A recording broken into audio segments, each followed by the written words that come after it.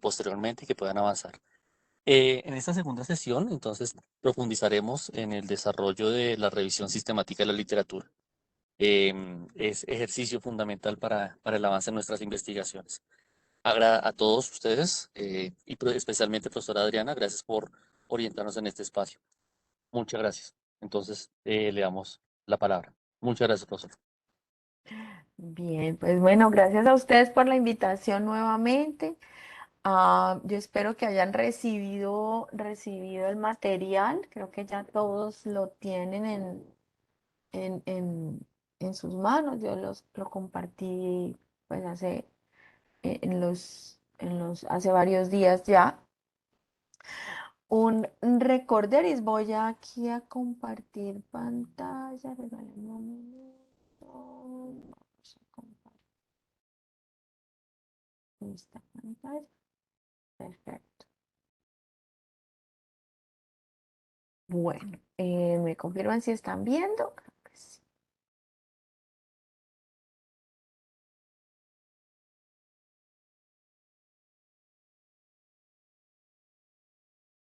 Bueno, infiero que sí. Infiero que sí están viendo y sí me están escuchando. Y me perdonan de pronto la música al fondo. Yo estoy en Bucaramanga y vivo cerca del estadio y mañana hay concierto aquí. Entonces, hoy están haciendo el alistamiento de la música. Van a escuchar bastante música de fondo durante este tiempito. Ahí me perdonarán. Bueno, entonces arrancamos. Si, si me confirman que todos están escuchando y arrancamos entonces con esto.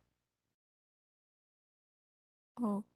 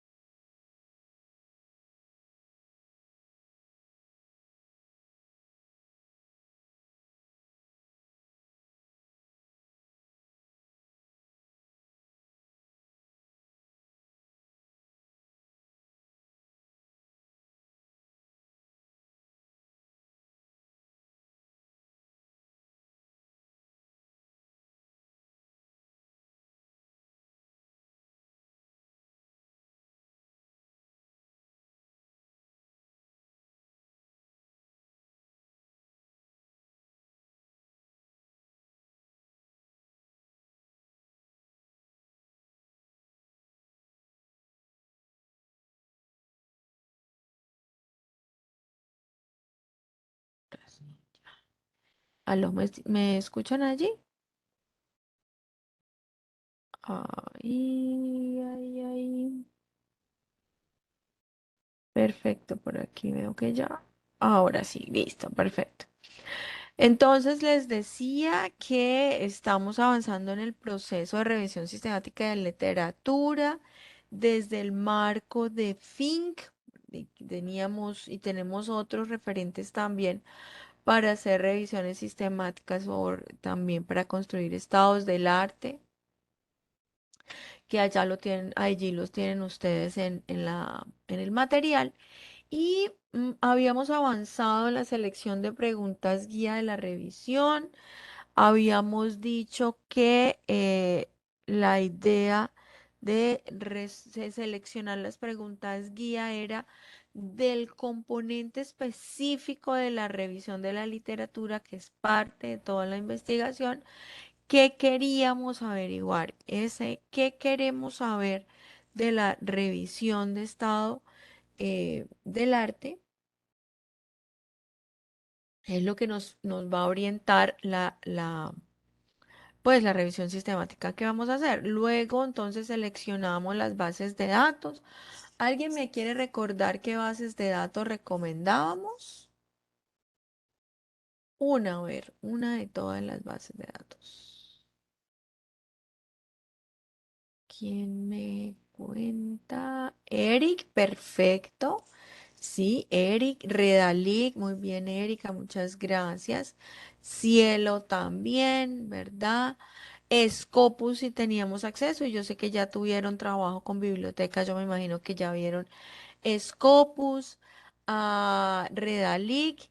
Decíamos que como mínimo el escolar académico, ¿cierto? Mínimo el escolar académico como bases de datos. Perfecto.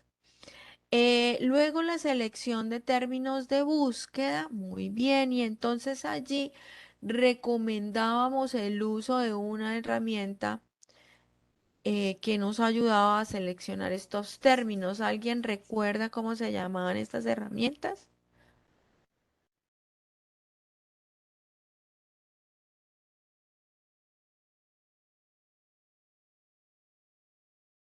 Excelente, Mayra. Muchísimas gracias. Muy bien, William. Perfecto. Sí, los tesauros, ¿no? Entonces decíamos que era muy útil configurar los términos de búsqueda a partir de los tesauros, ¿ok? Y habíamos mencionado dos tesauros. Usamos dos tesauros. ¿Recuerdan cuáles?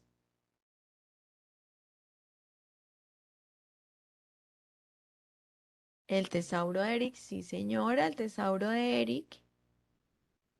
¿Qué otro tesauro también?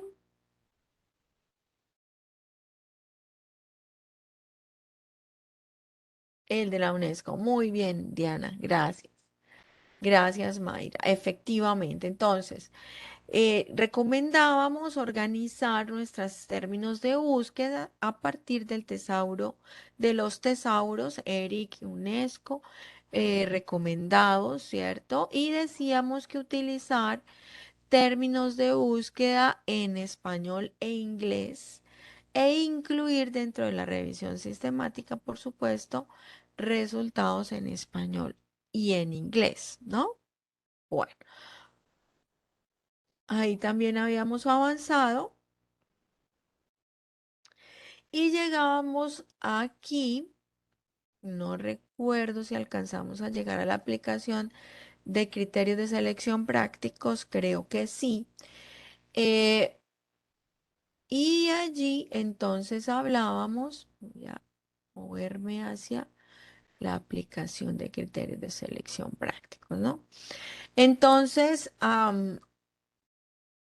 identificar algunos elementos que caracterizan los artículos que íbamos a buscar, ¿verdad? Y entonces allí nos recomendábamos hacer un acotamiento de los resultados por fechas de publicación, por ejemplo, ¿sí? Entonces tenemos, lo recomendable es utilizar resultados de los últimos 5 años, exacto, también por ubicación geográfica, si nos interesa, por ejemplo, encontrar experiencias de trabajo en el Latinoamérica específicamente. Por ejemplo, por educación étnica, podría ser interesante mirar a nivel Latinoamérica o a nivel Colombia, ¿sí? Entonces, allí también podría ser posible la aplicación de criterios de selección prácticos relacionados con la ubicación geográfica de la experiencia narrada, ¿sí? Que estuviera el texto disponible a texto completo o el artículo o el trabajo disponible a texto completo. Recordemos porque pues en últimas nos va a interesar mirar todo el trabajo. Entonces, si el trabajo no lo encontramos a texto completo, pues allí vamos a tener dificultades, ¿no? ¿Qué más? Los tipos de documentos. Entonces, allí reconocer si nos interesan artículos, ponencias, libros, revisiones, editoriales, que son diferentes tipos de texto que nos pueden aparecer en las búsquedas, ¿verdad? A veces es más útil centrar en la búsqueda, por ejemplo, artículos, acudiendo a la calidad de la revisión post por pares que generan los artículos, ¿verdad? Normalmente todos los artículos pasan por procesos de revisión por pares. Entonces, en esa lógica, pues allí se asegura en una medida mayor la calidad de la publicación. Otro componente a considerar, decíamos, podrían ser los objetivos del artículo.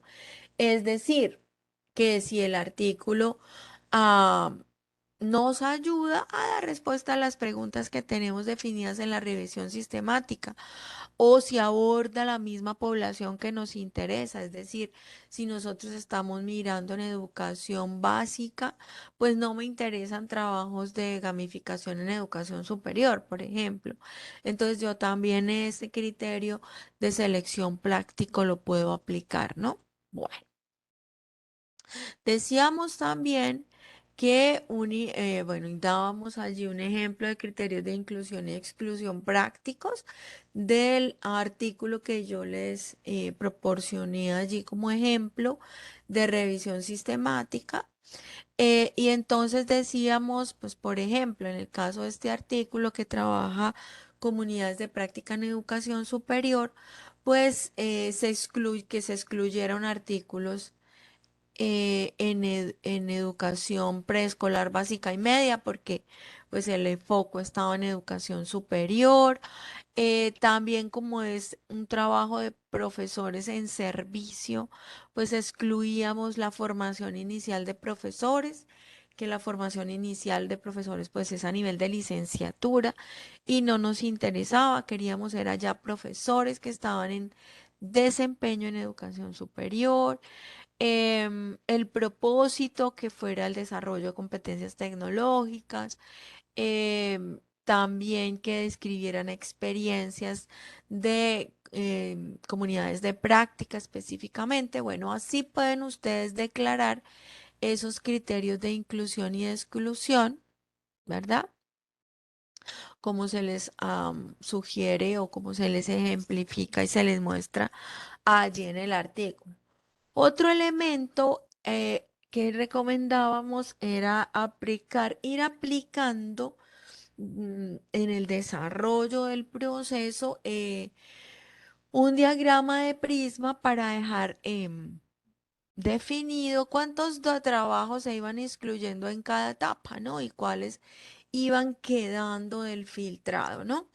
Prisma plantea que en la identificación, pues por ejemplo, podríamos estar mostrando las fuentes de las cuales estamos sacando nuestros datos, ¿no? Entonces aquí yo lo dividí en español, cuántas, que son los de Redalic, y en inglés también cuántas. Aquí seleccionados directamente las bases de datos y cuántos me quedaban después de aplicar una, una exclusión de duplicados, porque a veces me dan pues sobre todo Eric y Scopus me pueden estar dando artículos duplicados. ¿Listo? Luego entonces, al aplicar los criterios de inclusión y exclusión prácticos, ustedes pueden documentar, ¿verdad? Ustedes pueden documentar por qué fueron excluyendo esos artículos, ¿no? Entonces, por ejemplo, tuvimos aquí o encontramos con la profesora Cristina 282 artículos, digamos, como en la base inicial de conocimiento y luego de esos 282 se excluyeron 264 a partir de la revisión en el título y en el resumen, ¿sí? Y entonces de esos 264 se excluyeron 3 porque no estaban disponibles a texto completo. 218 porque la población no era población objetivo, 15 porque se enfocaban en una discusión teórica y así sucesivamente. Yo puedo documentar aquí, entre mejor documente la exclusión de los artículos, pues hay mayor credibilidad en los resultados que yo obtengo y hay mayor, digamos, replicabilidad del ejercicio que estamos haciendo. ¿Sí? En todo caso, al final de lo que en Prisma se denomina el cribado, que es fundamentalmente la aplicación de criterios de selección y de inclusión y exclusión prácticos, que se aplican a partir del título y de resumen, reitero, pues se obtiene un número mucho más reducido de todo el marco de base de conocimiento general. Listo. Y luego procedemos aquí ustedes encontraron también una sugerencia de cómo ir organizando la información. Entonces, como ustedes ya tienen una base de conocimiento, la idea es que ustedes vayan organizando algunos de los elementos iniciales con los cuales ustedes pueden ir aplicando los criterios de selección y de exclusión y prácticos, ¿no? Entonces aquí está, por ejemplo, el nombre del artículo, ¿sí? O el nombre del archivo. Em, Podría ser útil para hacer luego un análisis bibliométrico por país, colocar el país de los autores. El título también, por allí encontramos nosotros mucha de la información para hacer criterios de inclusión y selección prácticos. El año de publicación también puede ser útil para hacer un análisis bibliométrico. Y el resumen, porque también nos permite identificar los criterios de inclusión y selección prácticos, ¿no? Bueno, hasta allí, pues como recordando un poquito lo que habíamos trabajado. No sé si con respecto a esos pasos tenemos algún inconveniente, alguna pregunta, alguna inquietud, alguna dificultad que hayan tenido ustedes en la aplicación de estos pasos ya en el ejercicio práctico individual.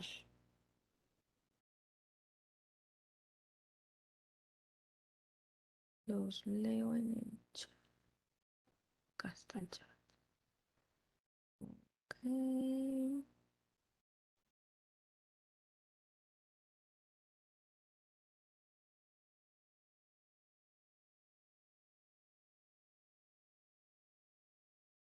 Bueno, parece que no. Y hasta ahí, ahora sí, perfecto. Bueno, muchas gracias, Erika. Listo, entonces, una vez yo ya tengo esa base de conocimiento inicial, bueno, yo podría estar haciendo con esos criterios de selección prácticos un conjunto. Voy a abrir aquí el referente principal. Este, a ver si me lo recibe. Eco,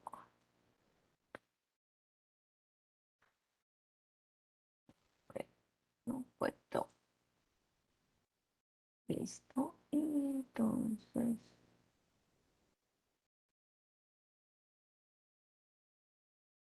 aquí. Bien. Entonces, les decía que ustedes podrían estar allí ya haciendo primeros análisis bibliométricos con esa información. ¿De qué tipo? Fundamentalmente uno encuentra dos tipos de análisis bibliométricos, ¿no? uno por años, ¿cierto? Entonces es en el rango de tiempo, los artículos seleccionados, ustedes pueden decir, bueno, cómo y mostrar cómo va creciendo el número de publicaciones am, a través del tiempo, eso es lo primero. Y lo otro también, otro tipo de análisis, está vinculado a veces con la descripción a nivel de, esto ya es un poquito más especializado, a nivel de países, ¿no? Podríamos estar también haciendo un análisis a nivel de países o también proporcionando los autores más citados, ¿no? Em, Scopus les permite, les da esa, esa información cuando ustedes hacen ese tipo de búsquedas. Voy a entrar a mostrarles algo que me parece importante con Scopus. Me perdonan, voy a entrar aquí al acceso que tengo más a la mano en este momento. Em, mm, aquí, aquí, por aquí. Me perdonan que estoy entrando aquí a mi universidad. Es la clave que más recuerdo ahorita. Aquí.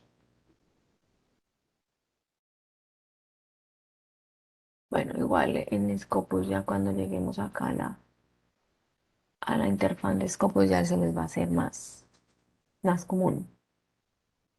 Entonces, para poder hacer un análisis bibliométrico, voy a dar un ejemplo bastante sencillo. Voy a trabajar realidad aumentada, que creo que por allí habían unos ejercicios de realidad aumentada.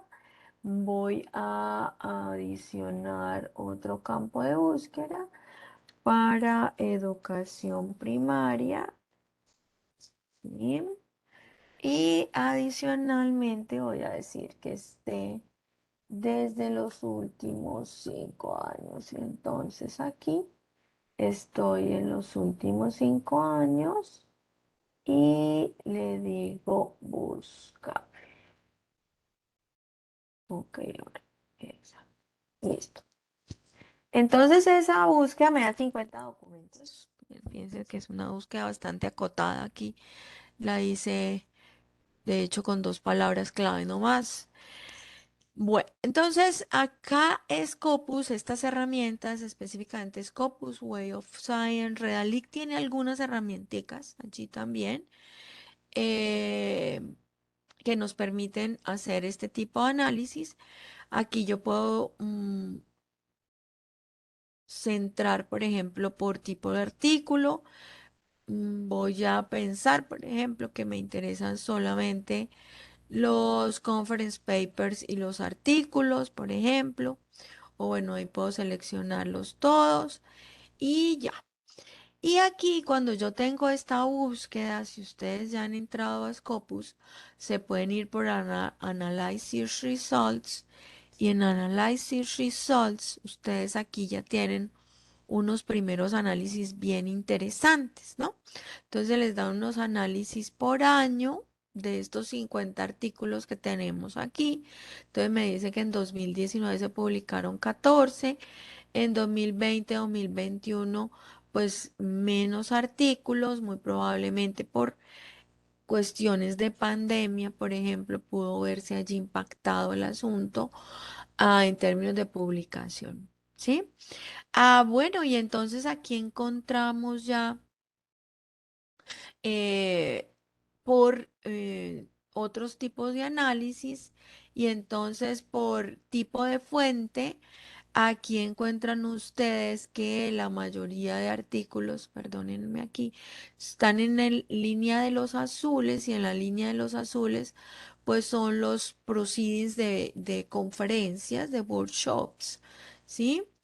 Y aquí le dan a ustedes la fuente específica de ese tipo de documentos. Entonces ustedes podrían entrar allá a esas publicaciones y buscar, haciendo búsquedas más específicas en esas fuentes, a ver si encuentran algo más. ¿Qué encuentran también? Por ejemplo, que la persona que más publica es Muñoz González, y que Muñoz González es un profesor acá. Les puede mostrar ya los tres artículos específicos de Muñoz González y pueden entrar ustedes a mirar esos tres artículos en específico.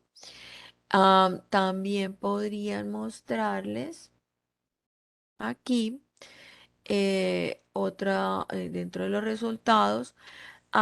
Bueno, también aquí les dice que la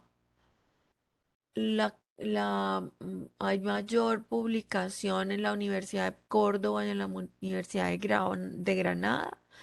Esto quiere decir que nos va a aparecer España como uno de los países que más publica. Eh, Aquí de hecho aparecen 17 documentos en España, es el país que más publica con estas palabras clave. Eso es interesante, por ejemplo, ese resultado allí. Y nos va a mostrar también que la mayoría son de tipo artículo, o sea, son artículos en revistas. Y aquí que hay 16 documentos de tipo conference paper, o sea, revisiones, perdón, participaciones en conferencias y así sucesivamente, ¿verdad? Entonces, acá por área, entonces ustedes van a encontrar, por ejemplo, que las publicaciones se hacen especialmente en el área de ciencias sociales, que hay trabajos también en el área de computer science, o sea, publicaciones del área de ciencias computacionales. Son las dos más fuertes allí. Hay alguna publicación en el área de ingeniería y algunas en el área de psicología. O sea, quiere decir que esos conference papers, artículos, etcétera, estos son las áreas en las cuales se está publicando. Social Science y Computer Science como principales y en el área de ingeniería y de psicología también. Les decía también que, bueno, aquí podrían estar interesados en los am, fuentes de financiación. Entonces, por ejemplo, aquí hay fuentes de financiación de la Fundación de la Ciencia Tecnología, Horizon 2020, Natural Science Foundation, National Natural Science Foundation en Estados Unidos, of China, vea, no, of China, vea, interesante. Quiere decir que por allí hay dos trabajos de China publicados y así sucesivamente, ¿no? Esto entonces es un primer acercamiento a lo que correspondería a un análisis bibliométrico básico. Algunos datos de estos pueden ser útiles e incluirlos en su proceso de revisión, ¿no? Em,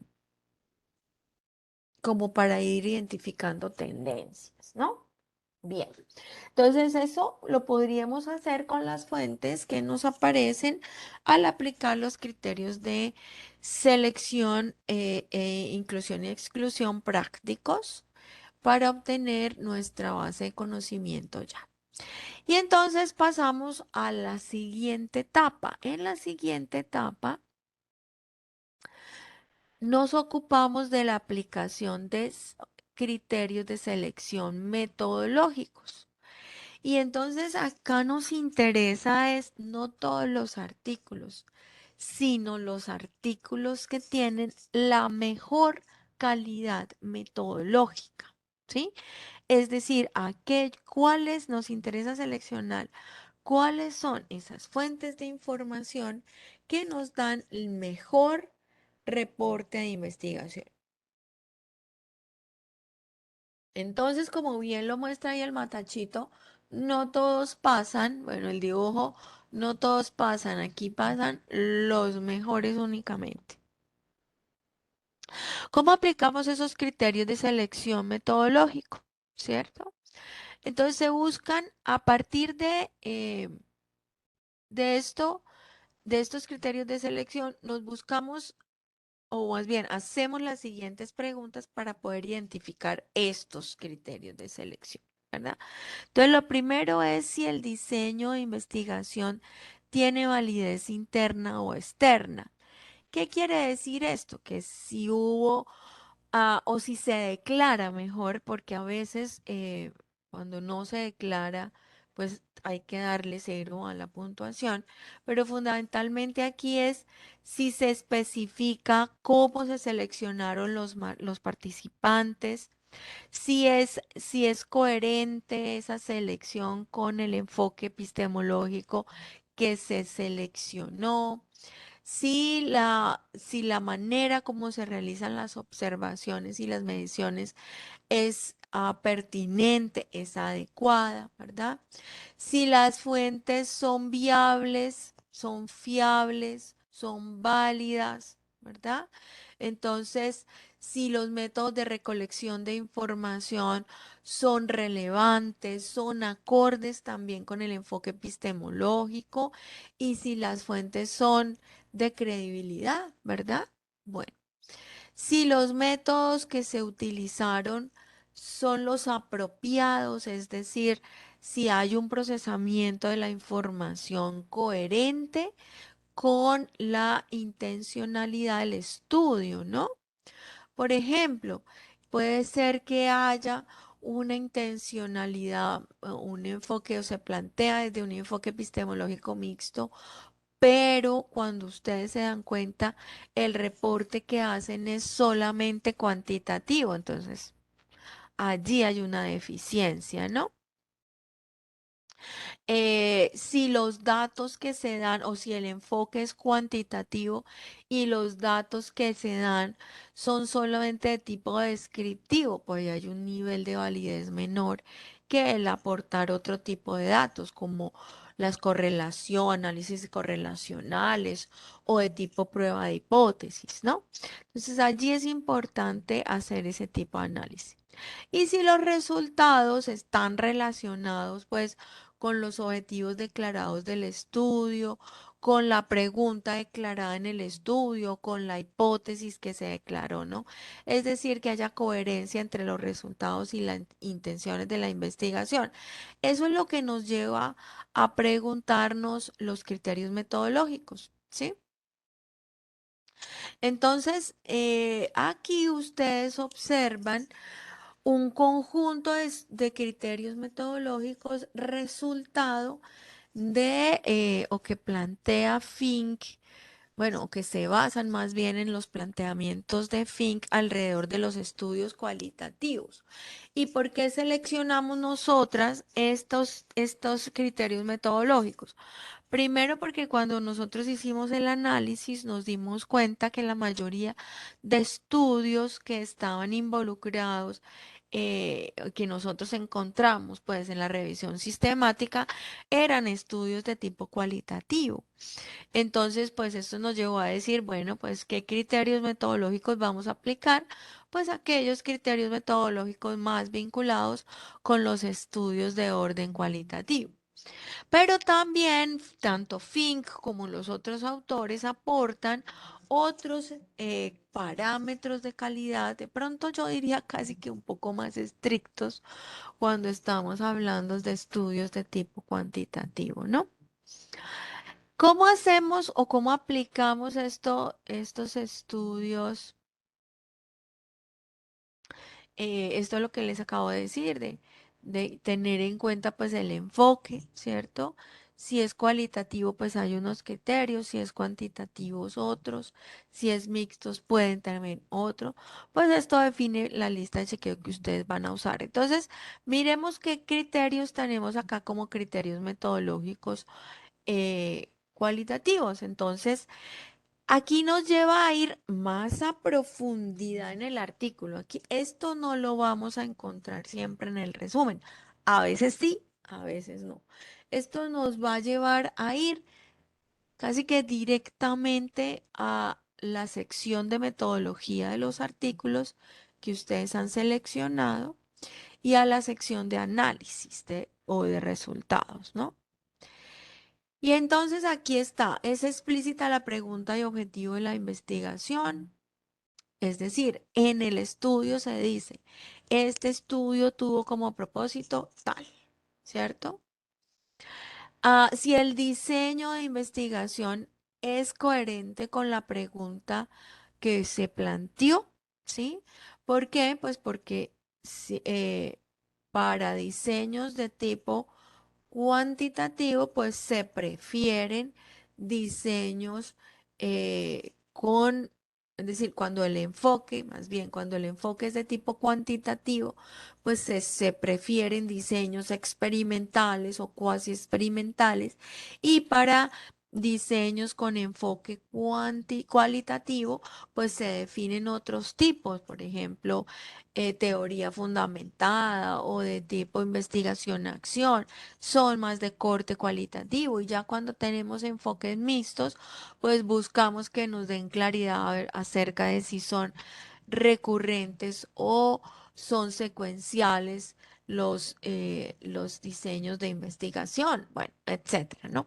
Entonces aquí fundamentalmente nos dicen si el diseño de investigación que nos declaran los artículos es coherente con la pregunta, si se describen claramente los participantes, es decir, si me dice cuántas personas se vincularon con el estudio, en qué edades, de qué orígenes, de qué niveles, estratos, etcétera. Si se nos dice cómo seleccionaron, si fueron grupos preconformados, si hubo selección aleatoria o no, etcétera. ¿Sí? Si se obtuvo consentimiento de los participantes, esto adquiere cada vez más relevancia si pensamos, por ejemplo, que en los estudios en educación básica em, o en general estudios con poblaciones menores de edad, pues se debe tramitar el consentimiento y el asentimiento de los participantes, ¿no? Y esto hace parte, pues, de los elementos de ética de la investigación, ¿no? Entonces, un estudio que se realizó acorde con criterios éticos debe expresar que aplicó este tipo de aspectos. Si se hacen explícitos los métodos y los instrumentos de recolección de información, ¿y por qué se seleccionaron? Entonces, si se seleccionaron grupos focales, por ejemplo, en términos de los estudios cualitativos, ¿por qué grupos focales y por qué no encuestas, por ejemplo? ¿Sí? Hay que hacerlo explícito dentro, pues es importante que los estudios lo declaren, ¿no? Sí, también se reporta el análisis de validez y de confiabilidad de los instrumentos que se seleccionaron, porque puede ser que hayan tomado instrumentos de tipo test ya validados, entonces que declaren esa validez. Bueno, también otros elementos allí. Si se recolectan diferentes tipos de datos y de varias fuentes, es decir, entre más amplio sea la recopilación de información, pues más posibilidades de triangulación y por ende, pues mayor validez del estudio. Si participan otros investigadores, también para aportar otros puntos de vista sobre el objeto de estudio, entre más puntos de vista se crucen allí, pues también mayor validez del estudio, mayor calidad metodológica. Si se hacen explícitos los sesgos o perspectivas propias de los investigadores, también algunos estudios lo hacen explícito allí. Si se hacen explícitos los procedimientos para el análisis de datos, a veces incluso declaran en qué software hicieron el proceso de los datos, ¿verdad? Qué tipos de pruebas se aplicaron, si son cuantitativos, con qué nivel de confianza, con qué nivel de error, con qué porcentaje de error, ¿verdad? Si son cualitativos, entonces cómo se hizo el análisis, si es inductivo, deductivo, etcétera. También sí se especifican las categorías utilizadas para la organización de los datos. Esto pues en los estudios cualitativos es fundamental. Y si los resultados son claros y precisos, es decir, si son explícitos, si se incluye formación de datos atípicos, o sea, que no corresponden pues con la media o con las tendencias encontradas. ¿Por qué? Porque en lo cualitativo eso atípico también es importante. Cuando hacemos estudios cualitativos, el identificar esos elementos que no son tan comunes también ayudan a mirar brechas, ¿sí? O puntos focales hacia donde puede fluir la investigación, ¿no? Y si se responde con las conclusiones, con los resultados a la pregunta u objeto de la investigación, ¿no? Porque pues es la intención fundamental de los artículos, ¿no? Entonces, estos artículos que cumplen con estos criterios metodológicos, pues son aquellos que tienen mayor calidad, ¿no? ¿Cómo hacemos esta puntuación, no? Entonces, aquí les hacemos una recomendación. Lo primero es defina los criterios, ¿no? Entonces, haga la lista de cheque, ¿sí? Tenga en cuenta el tipo de estudio, cualitativo, cuantitativo, mixto. Como les decía, nosotros utilizamos explícitamente los elementos de validez metodológica que nos daba Fink para los estudios cualitativos, pero ahí también hay para los estudios cuantitativos y mixtos. Defínalos claramente, o sea, hágalos explícitos y escríbalos en una lista de chequeo. Luego defina la escala con la cual usted lo va a aplicar. Entonces, ¿cómo lo aplicamos nosotros? Entonces, leemos cada artículo y hacemos un cruce, ¿sí? Si el criterio se cumple completamente, entonces voy a decirlo así, declararon explícitamente las preguntas orientadoras de la investigación. Entonces ese artículo yo le pongo 1 en ese criterio. Si no lo encontré tan claramente o si está parcialmente, ¿sí? Entonces usted lo declara como en 0,5, ¿sí? Y si no está, usted se leyó todo el artículo y no encontró la pregunta orientadora del artículo, el objetivo del artículo, pues usted pone 0, ¿sí? Bueno, entonces eso es importante, define esa escala, ¿sí?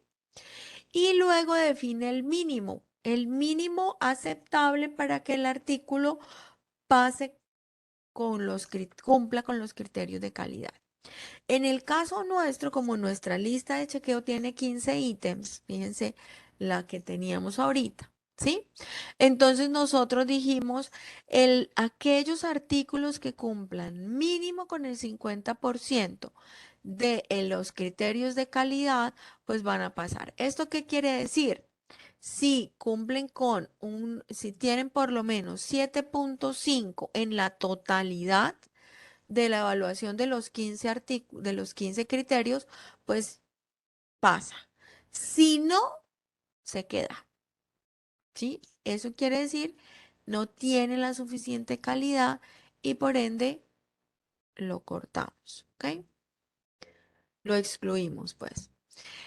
Luego viene el proceso, entonces yo ya definí las reglas de juego claras, entonces luego leemos cada artículo y le puntuamos a cada criterio su valor, le asignamos a cada criterio su valor y si supera o no el puntaje mínimo, pues lo incluimos. Y si no, pues los que no superan ese puntaje mínimo, como dicen nuestros chicos, ¿no? Sorry, pero no va a incluirse dentro de la revisión sistemática, ¿ya? ¿Esto qué nos lleva? Esto nos lleva a que el total, pues, de artículos que nos han pasado por los criterios de inclusión y selección prácticos, pues aquí vamos a estar dejando por fuera algunos. Aquí les muestro el ejemplo de cuando nosotras aplicamos los criterios de selección metodológica.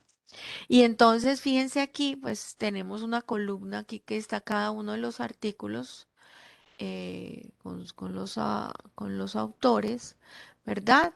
Y allí está pues cada uno de los 15 criterios y el puntaje que sacó cada artículo en cada uno de los criterios. Al final sumamos todo, si ustedes lo ven allí.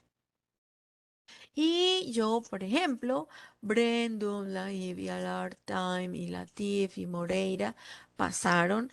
Osborne se quedó, Osborne no pasó con el mínimo de criterios metodológicos. Schmidt también pasó. Entonces ustedes observan allí cómo yo hago un análisis de cada uno de esos 18 artículos que me quedaron. Recuerden el método Prisma que vimos. Y de esos 18, por ejemplo, solamente 14 pasaron el proceso de criterios de selección metodológica. Estos criterios de selección metodológica, como les decía, sobre todo revisan lo que corresponde a la metodología, a la sección de metodología y a la sección de resultados. No sé si haya preguntas aquí con respecto a la aplicación de los criterios de selección metodológicos. Entonces los veo en el chat. No sé si voy muy rápido. Esto es bastante denso, la verdad.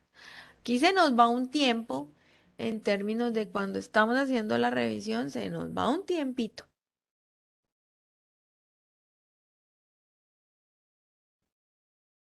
Perfecto. Eso quiere decir que o está muy claro o no han comprendido. Ah, bueno, yo espero que sí. Listo. Vamos bien. Bueno, perfecto. Excelente. Listo, entonces recordemos que yo voy a tomar nuevamente este gráfico aquí. Aquí dice, se evidencia que se requiere espacio de tiempo. Sí, sí, profe Luis, sí. O sea, requiere que ustedes lean cuidadosamente cada artículo, ¿sí? Por supuesto, si los artículos son en inglés, pues mientras que ustedes van calentando motores, se van a demorar un poquito. El primero y en el segundo se demoran. Pero después la lectura, ustedes se van a dar cuenta que en inglés es más explícito el asunto, entonces casi que es más fácil hacer el análisis de los artículos en inglés que en español. Eh, de hecho, buena parte de los artículos en español, cuando uno aplica criterios de metodológicos, quedan por fuera, por lo menos en el ámbito en que nosotros hicimos la búsqueda. Les voy a mostrar nuevamente aquí. Está, ¿sí? Entonces, fíjense cómo acá, una vez yo tenía 18, ¿cierto? 18 artículos que superaron la parte de cribado, pues ya de los 18 se excluyeron 4, ¿sí? Y entonces ya los que quedan elegibles son solamente 14. O sea, si ustedes observan pasar de 282 artículos, que fueron los iniciales, a estos 14, pues esto ya me implica que yo me quedé con la creme de la creme, o sea, con lo mejor de los artículos para dar respuesta a las preguntas que yo tengo, ¿sí? Entonces, aquí el asunto no es de cantidad, aquí el asunto es de calidad. Yo puedo leer poco, pero 14 son bastantes también, ¿no? 14 son bastantes, pero sobre todo si son en inglés, de estos 14, a mí me quedaron 3 en inglés y uno en español. Pues imagínense. Casi todos los de español se fueron. Bueno, de hecho, casi todos los de español fue por cribado, por criterios de inclusión y exclusión prácticos. Entonces, acá nos quedamos con lo mejor de lo mejor para hacer la revisión sistemática. ¿Listo?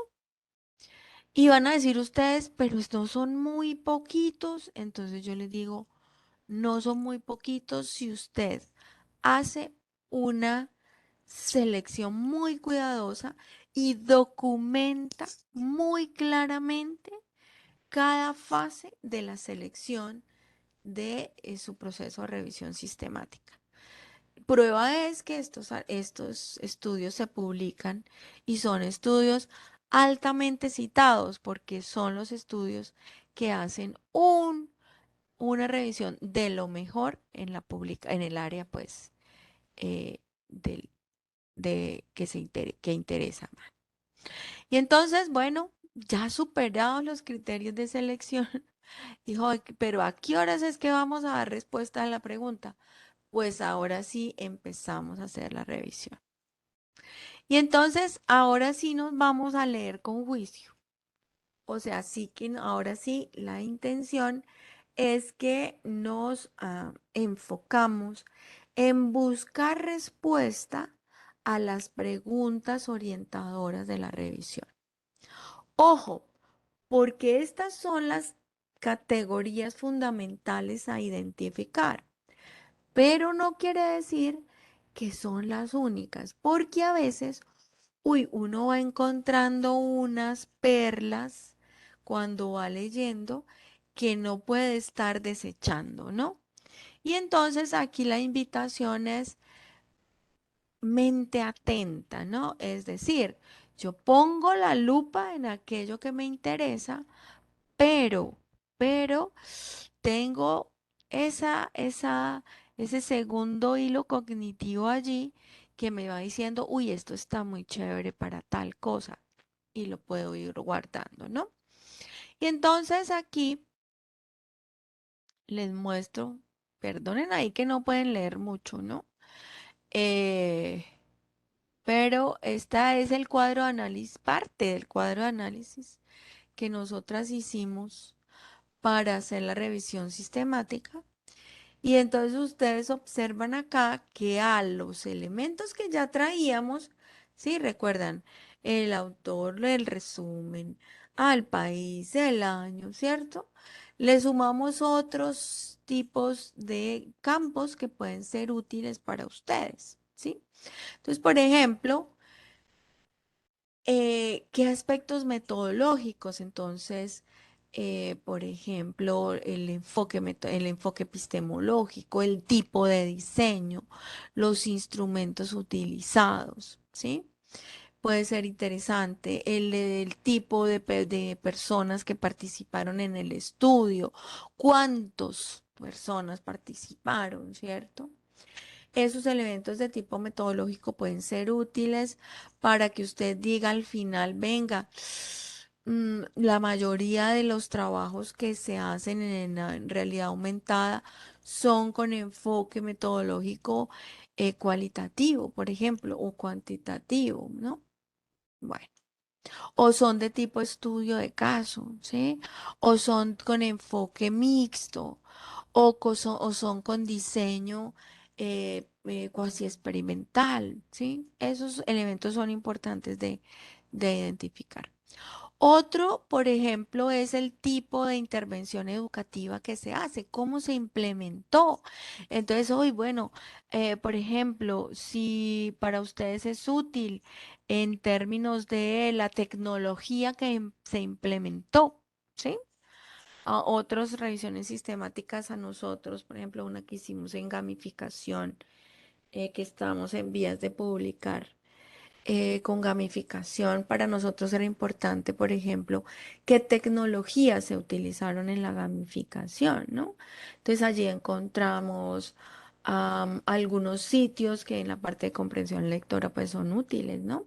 Pueden ser útiles para gamificar. O bueno, en realidad aumentada, cuáles, ¿no? Entonces, aquí uno puede ir reportando cuáles son aquellos aspectos de la intervención educativa que pueden ser útiles para ustedes, ¿no? A ver, otros elementos que también pueden incluir el aporte a su trabajo, ¿no? Entonces, en el caso nuestro, pues nosotros íbamos colocando aquí el aporte a la tesis doctoral. El profe Jairo levantó la mano. Sí, cuénteme, profe Jairo. Momento en el que nos está comentando. Eso que nosotros encontramos de los textos que estamos revisando, tenemos o podemos importarlo, tenerlo en cuenta para nuestra investigación, siempre haciendo lectura de contexto. Me refiero a que usted puede encontrar, por ejemplo, lo que acaba de comentar profesora. Encontramos muchos estudios que dicen que esto es bueno, Ujú, pero no porque sea bueno en esos estudios significa que sirva para mi contexto. Entonces es importante que por más que nos parezca muy interesante, lo revisemos siempre aterrizando a lo que nosotros podemos y queremos hacer. Y ujú, también porque se debe al diálogo entre los miembros del grupo. Puede que a mí me parezca y se me facilite, pero al otro miembro no tanto. Entonces tenemos que siempre buscar balances.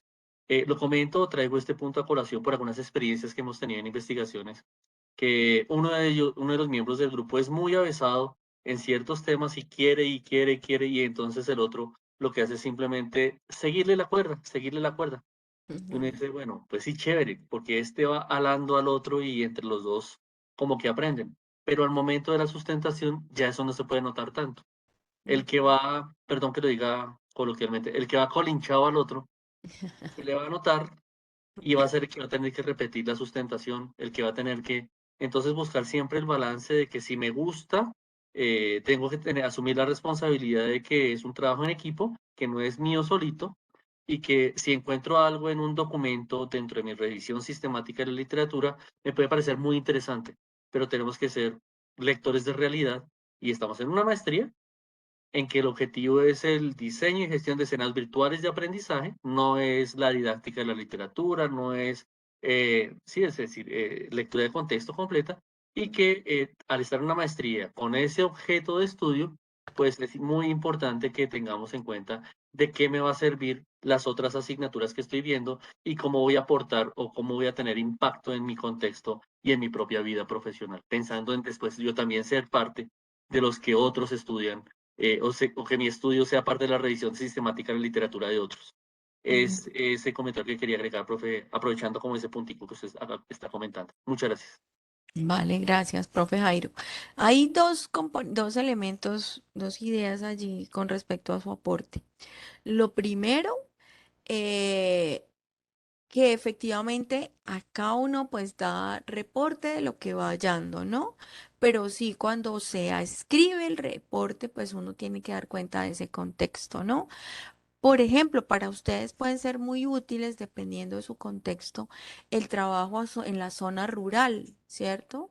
Entonces sería bien interesante que parte de las columnas ustedes hagan ese análisis de si se toman poblaciones cercanas a su área de interés, ¿no? De este tipo, poblaciones rurales. O si les interesa, recuerdo que había un trabajo por ahí en necesidades educativas especiales, ¿verdad? Ah, entonces, por ejemplo, ¿qué tipo en la revisión sistemática podrían estar mirando ustedes? Bueno, ¿qué tipo de necesidades se abordan allí, ¿no? Eso por un lado. Y por otro lado, también en términos del trabajo en equipo, aquí es fundamental, aquí sí que es necesario trabajar en equipo. O sea, porque la lectura de esta vuelta es en grupo. Y aquí todos trabajan. Todos trabajan porque si no, entre que una persona lea a que dos personas lean, pues por supuesto que aquí sí literalmente el trabajo se divide en la mitad, ¿sí? Y por ende el tiempo se puede estar dividiendo en la mitad. Entonces, y además, que cada uno de ustedes se distribuya este tipo de análisis es clave porque va a tener elementos para la escritura y para la argumentación y por ende también para la exposición, ¿sí? Entonces, esto es clave. Otro componente allí es que en la medida en que uno lee trabajos, es decir, en la medida en que ustedes se acercan a la lectura de artículos, que describen experiencias educativas en los ámbitos en los que a ustedes les interesa, pues aprenden a cómo narrar su experiencia de la mejor manera, ¿sí? De la manera que cumple con los criterios de calidad más altos, ¿ya? Entonces es una invitación a que no es una lectura solamente por, ay, es que tengo que hacer el estado del arte porque me lo pide la maestría, no, es porque haciendo la revisión usted está aprendiendo una cantidad en términos de metodología de la investigación, en términos de escritura de artículos científicos, en términos de organización y presentación de la información. Entonces, todo esto le va generando a usted unas capacidades y unas habilidades bien importantes como investigador, ¿sí? Bueno, eso entonces. Muchas gracias al profesor Jairo. Bien, ¿qué otros elementos allí? Ay, bueno, estos aspectos también son súper claves, ¿no? Súper claves. ¿Por qué? Porque resulta que a nosotros nos interesa saber, venga, qué marcos teóricos tienen los investigadores que ya han trabajado en el área. Porque cuando uno entra a ciegas, casi nunca uno entra a ciegas. Pero cuando uno entra a ciegas por primera vez al ámbito de estudio, uy, esto es una mina de oro. ¿Qué marcos teóricos han usado otros? Y aquí ustedes pueden hallar aquel autor que es clave para ustedes. ¿Sí? Entonces, bueno, este elemento, a mí esta columna es fundamental cuando hacemos revisiones sistemáticas de literatura en los distintos equipos en los que las hemos hecho. Es clave, fundamental. Em, Ese, bueno, otro componente. Y otro, pues ya las ideas, columnas para la organización de las ideas vinculadas con las preguntas de la revisión, ¿no? Por lo menos una columna por cada pregunta de la recomendación y otros elementos que ustedes pueden ir allí considerando relevantes. Por supuesto que esto lo pueden hacer ustedes de manera más sencilla utilizando software Atlas T en vivo especializado para análisis cualitativo, pero yo quise traerles aquí a ustedes un esquema de organización de información que no requiere, ¿cierto?, de un software especializado, pero que ustedes también pueden utilizar, lo pueden hacer y que no le quita rigurosidad a la que, a la, al análisis que hagan, ¿no? Mm, Importante cuando vayan incluyendo estos referentes o estas ideas que van sacando del texto, eh, incluir la página de la cual la toman. ¿Por qué? Porque cuando ustedes ya van haciendo su reporte del estado del arte, pues es fundamental citar y la página, ¿sí? Incluir la citación y la página donde la sacaron. Ya, entonces es importante que la vayan teniendo en cuenta. Si utilizan este Excel, ay, no, pero es que yo no tengo. Bueno, de hecho, en la biblioteca proporciona capacitaciones, creo que de en vivo también por allí. Mi licencia de Atlas T para estudiantes es bastante económica, ¿sí?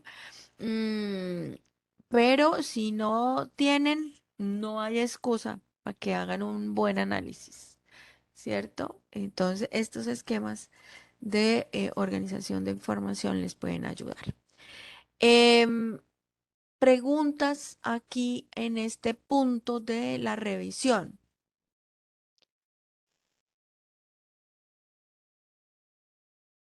Profe Jairo, cuéntenos. Pues es una pregunta retórica, la verdad. ¿Cuándo podemos saber que ya hemos terminado? ¿Cuándo podemos definir, bueno, hasta aquí voy? ¿Cómo podemos hacer para determinar los límites dentro de lo que estamos haciendo? Porque la investigación es de maestría, pero ¿cómo hacemos para acotar ese proceso? Creo que me expliqué con lo de la pregunta retórica.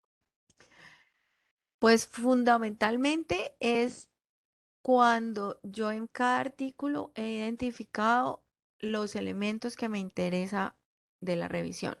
Es decir, cuando yo para eso planteo mis tres preguntas, dos preguntas iniciales que me guían la revisión. Si yo en el punto allí, ¿cierto? Llegué a contestarlas, perfecto, listo. Next, ¿cierto?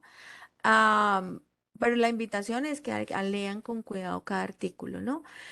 Y como ya se ha acotado bastante el resultado, entonces por un lado, cada artículo le debe responder las preguntas.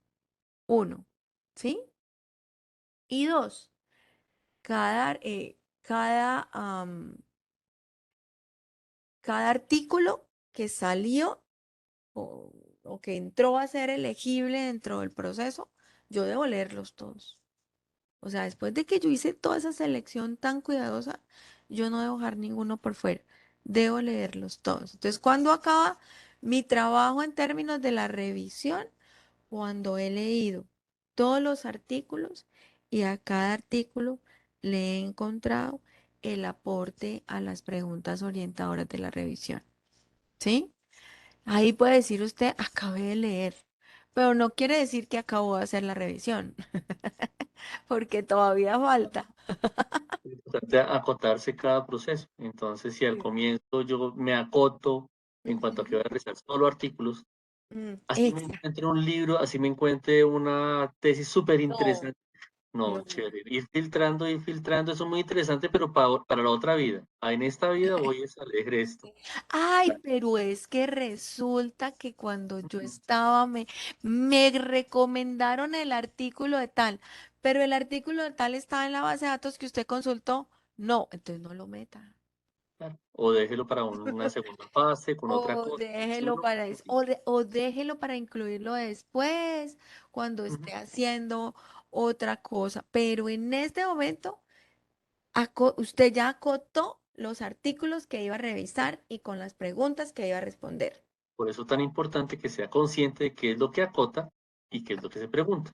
Porque si no le queda bien acotado y bien preguntado, puede quedar bailando todo el resto del tiempo. Por eso yo les decía a ustedes desde el comienzo, escriban las preguntas orientadoras, escriban los criterios de inclusión y exclusión prácticos, escriban los criterios metodológicos, digan cuáles artículos se quedaron por fuera porque no tenían la suficiente calidad. Sí, díganlo, ¿verdad? Digan, vean, si ustedes incluyeron, por ejemplo, o si en las búsquedas le aparecen artículos de revisión, por ejemplo, en el caso nosotros encontramos tres artículos de revisión. Digan, estos artículos yo no los tengo en cuenta para hacer el proceso de revisión, pero sí son útiles en la triangulación. Entonces yo los excluyo en la revisión, pero cuando vaya a hacer el análisis, sí los puedo estar trayendo a colación para confrontar información. Ah, Como dice nuestra compañera, una de quienes nos está escuchando, es cíclico, cíclico en tanto seamos conscientes de lo que estamos haciendo.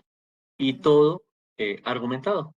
No sí, todo. simplemente nos pareció, sino chévere, argumentelo. Porque esos argumentos son los que le van a dar peso específico frente a lo que le van a preguntar los jurados, frente a lo que usted después va a decir, yo soy experto en este tema porque yo sé que se ha escrito en ese tema. Y lo sé no solamente porque lo tengo, sino que porque también lo pude ver y incluso lo excluí. Me pareció que era muy importante, pero que no era dentro de lo que yo estaba haciendo. Eso Eso. les quería comentar. Gracias por compartir también la presentación, profe. Muy amable. Vale, con gusto.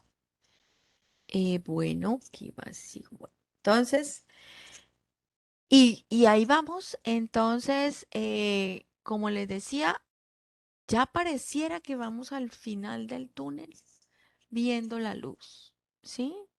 Pero no, porque aunque este es el último paso, este es el paso fundamental.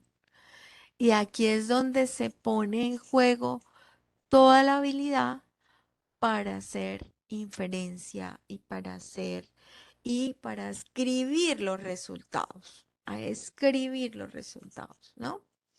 Entonces, viene el punto donde usted realiza el reporte de la revisión y si es posible, la invitación es que escriba un artículo. Por ejemplo, am, los artículos de revisiones sistemáticas son artículos muy citados y muy apetecidos, porque si usted como investigador empieza en un campo de investigación, uy, que te chévere que alguien que haya hecho antes como le traiga un recorderis de todo lo que hay hasta el momento, ¿no? Como que usted coge y dice, uy, esto era lo que necesitaba para arrancar, ¿no? Entonces, lo fundamental aquí es la invitación a sintetizar los resultados. Y para sintetizar los resultados es importante utilizar tablas, mapas, esquemas para sintetizar la información de las categorías y las subcategorías que ustedes encuentran. Si encontró revisiones, pues como les decía ahorita, utilícelas para contrastar lo que usted encuentra con lo que encontraron otros, ¿sí? Importante ser conciso en la redacción y fundamentalmente mostrar que usted responde las preguntas orientadoras, porque si no, pues no hicimos bien la revisión sistemática. ¿Listo? Bueno. Entonces, aquí, pues les vuelvo a traer a colación, perdón, el artículo. ¿Por qué? Porque ustedes van a encontrar allí cómo nosotras hicimos la descripción de resultados de la investigación, del análisis de la literatura. De hecho, vea el artículo. El reporte de la revisión nos dio a nosotros un documento de alrededor de 40 páginas. Eso son alrededor de unas 30.000 palabras. Eh, y lo que nosotros terminamos incluyendo en el artículo de revisión, eso nos dio pie para este artículo de revisión y para una ponencia internacional. eh, Todos los documentos, porque lo que dejamos por fuera de este artículo lo metimos en una ponencia, ¿sí? Porque es que uno haya tantas cosas eh, que meterlo en un artículo de 8.000 palabras, que es lo que a uno lo invitan las revistas a publicar, pues nos dejó por fuera un montón de cosas súper interesantes, ¿no? Entonces aquí nos enfocamos en estas tres palabras, en estas tres preguntas. Y entonces, por ejemplo, aquí damos la reseña de cuáles son los artículos que encontramos, ¿sí? Cuáles y aquellos principales aspectos metodológicos que se tuvieron en cuenta.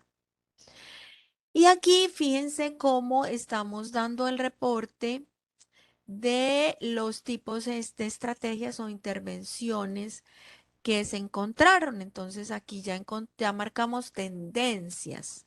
Entonces aquí podemos decir que la mayoría de trabajos ah, que se documentaron para el desarrollo de estrategias, perdón, de competencias tecnológicas en profesores en educación en servicio con comunidades de práctica, son de tipo curso virtual o curso masivo en línea y utilizan también refieren el uso de portafolios.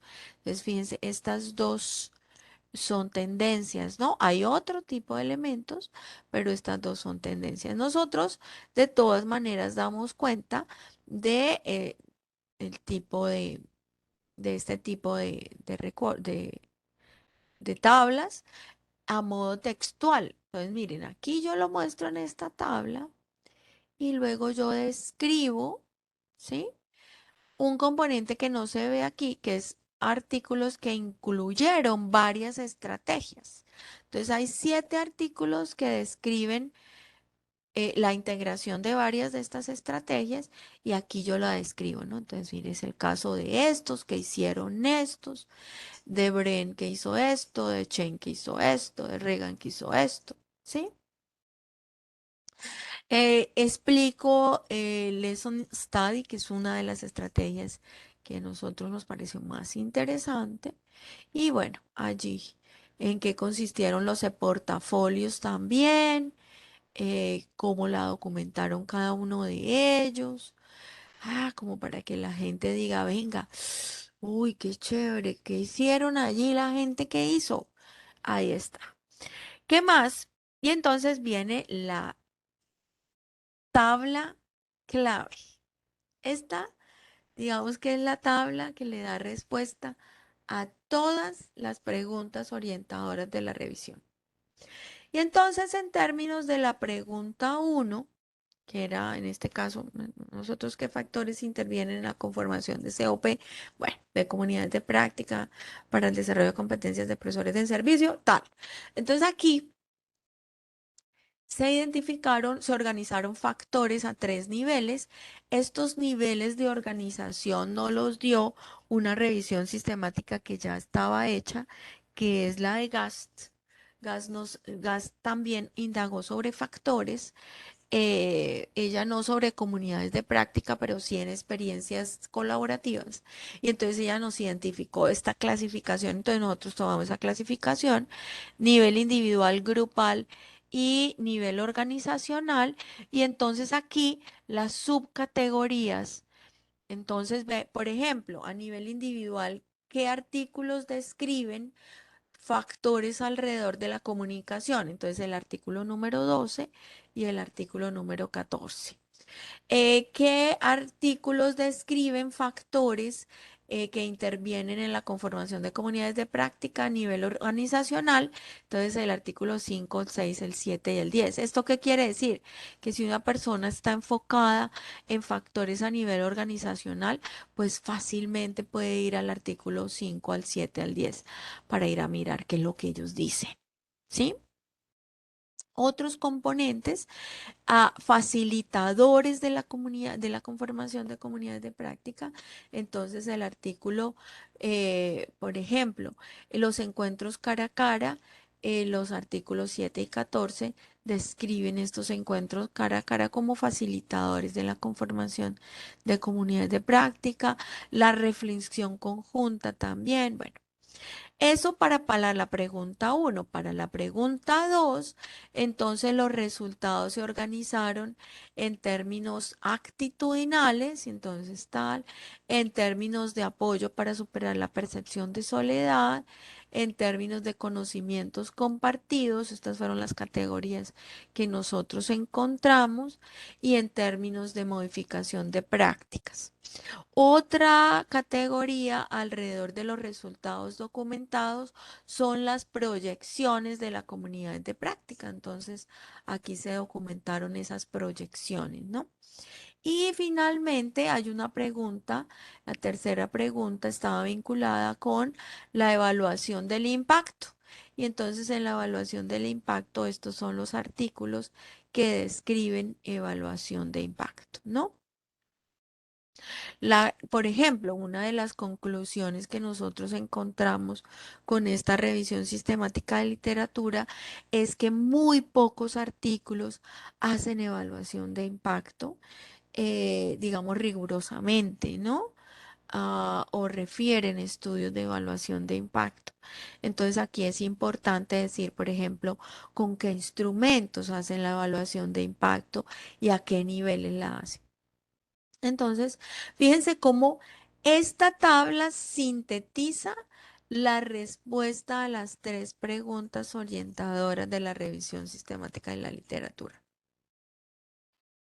Y luego entonces yo me ubico en prosa, me enfoco en prosa en dar cuenta de, ¿sí? Entonces ya aquí, digamos, no con mayor, no con mucho detalle, pero sí con algún nivel de detalle, describo los hallazgos allí, ¿no? Entonces a nivel grupal, ¿se acuerdan? Que ahí ya estábamos hablando que factores a nivel individual, grupal y organizacional, y aquellos facilitadores para la conformación de comunidades de práctica. La segunda pregunta, ¿sí? Entonces aquí me encargo yo de dar respuesta a las preguntas orientadoras, ¿no? Entonces, ¿cuáles? formas utilizadas para evaluar el impacto de las comunidades de práctica. Y aquí digo cómo lo hicieron, cómo lo hacen, ¿no? Qué incidencia tienen, ¿no? El uso de instrumentos, qué instrumentos usaron, ¿sí? Bueno, eso. ¿Por qué aquí? Porque es que, por ejemplo, esto puede ser útil para darme instrumentos que yo pueda utilizar en mi estudio, ¿sí? Chévere. Y bueno, ¿qué concluyo yo allí de esta revisión? Y aquí, pues, en el términos de las conclusiones, ahí es donde aparecen, aunque también en algunas de los apartes anteriores se utilizan, pero en las conclusiones es donde yo más hago la discusión, hacemos más la discusión alrededor de o con la confrontación con las revisiones sistemáticas de literatura, ¿no? Entonces, Golden, por ejemplo, no, Golden es un artículo, pero Gast fue una de las revisiones sistemáticas que encontramos. Cardoso y Gavicio también, Derrit también. Smith es una también revisión sistemática de literatura que se encontró. Entonces, aquí confronto mis hallazgos con los hallazgos de otros. Entonces, Golden, Smith, Gast, que fueron como las tres sistemáticas que encontramos. Eso, entonces, en términos de sistematizar los hallazgos alrededor de la revisión sistemática de la literatura. Están aquí y pues ahí sí, una vez escrito yo eso, ahí sí puedo decir que terminé. Terminé ahorita el proceso de revisión antes de empezar a hacer mi experiencia, ¿no? Pero es el proceso de revisión que nutre la experiencia en su gestación. Después yo tengo que hacer un nuevo proceso de revisión para poder actualizar estos hallazgos con la última literatura una vez he terminado mi proceso de implementación. Esa es como la lógica. Allí encuentran ustedes las referencias, ¿sí? Está, por supuesto, el texto de Fink, que es con el cual nos abocamos a hacer este proceso. Está también los otros dos textos que sirven o que dan orientaciones para revisiones sistemáticas y estados del arte. La de Pettigrew y Roche, por ejemplo, es otra metodología que yo he usado. También es muy bonita y muy similar a la de Fink. Y el artículo pues que yo he utilizado para mostrarles o para ejemplificar el ejercicio. Yo iba a incluir aquí, pero no me cupo, pero lo tienen también aquí. El artículo de Gas para mí fue un artículo que me enseñó a hacer revisiones sistemáticas de literatura. Para mí el artículo de Gas fue como aquel ya vasija de oro que yo exploté hasta el último pedacito, porque él me enseñó a mí, ella, porque es una profesora, cómo documentar una revisión sistemática de la literatura. Y en últimas, casi que el artículo que tenemos allí, los artículos que hemos hecho después de revisiones sistemáticas, después de que son unos antes de gas y otros después de gas. Entonces yo esperaría que este artículo que les compartimos aquí con la profesora Cristina, pues también les sirva a ustedes como parito allí para que hagan su revisión sistemática. Pues eso era el cuento de hoy, mi gente. Agradecerle la invitación, por supuesto, y allí queda mi correo de la universidad eh, para que me contacten y si tienen alguna inquietud, por supuesto, con muchísimo gusto. No sé si haya preguntas.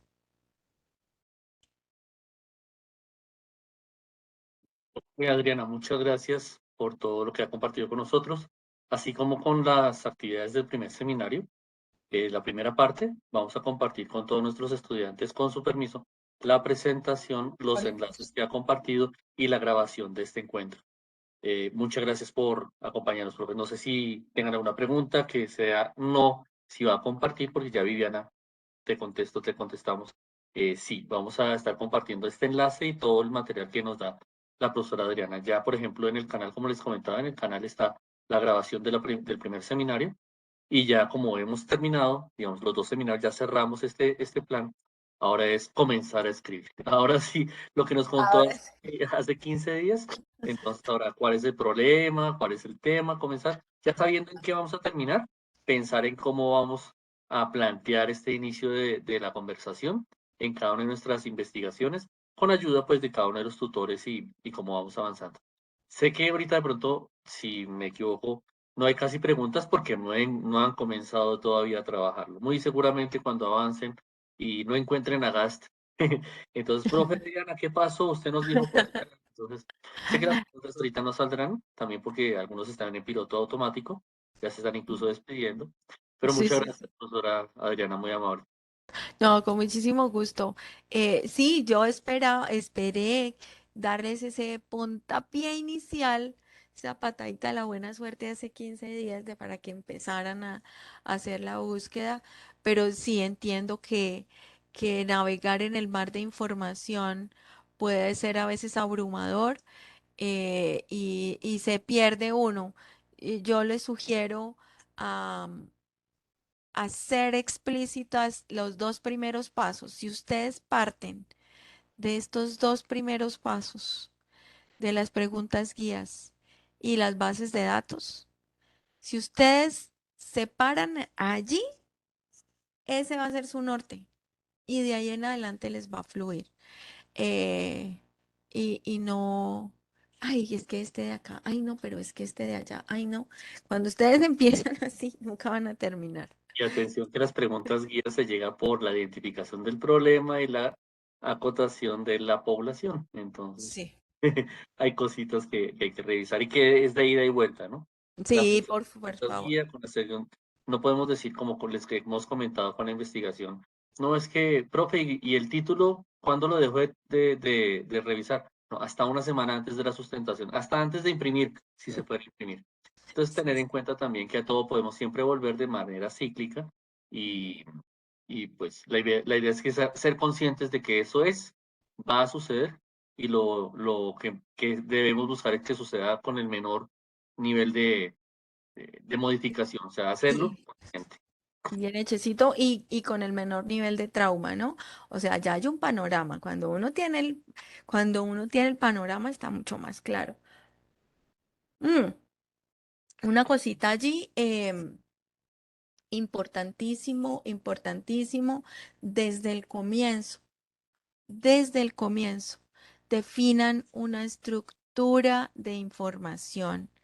Tengan una carpeta con los artículos, definan una estructura para ir registrando la información, que cuando ustedes, cuando hayan seleccionado los términos, escríbanlos y definan una estructura de manera que, como no van a hacer toda la búsqueda en un solo día, cuando vuelvan allí puedan estar replicando la búsqueda sin ningún problema, ¿no? Entonces, siempre aquí el asunto de manejar la información de una manera cuidadosa, bien registradita, esto con una secuencia, y si están trabajando en conjunto con documentos colaborativos, eso es clave, ¿no? Lleven esas bitácoras y verá que se les aplana mucho el camino cuando vayan el proceso. Pues muchas gracias, profesora Adriana, muy amable. Y así van a seguir saliendo consejos. Yo sé que si uno se va acordando de otra cosita, de otra cosita. Entonces, profe Vale. Adriana, muchas gracias Con por mucho su gusto. tiempo, por su compromiso, dedicación y las recomendaciones y orientaciones que nos ha dado para este comienzo del proceso. Voy a Con terminar la muchísimo grabación gusto. Con y muchísimo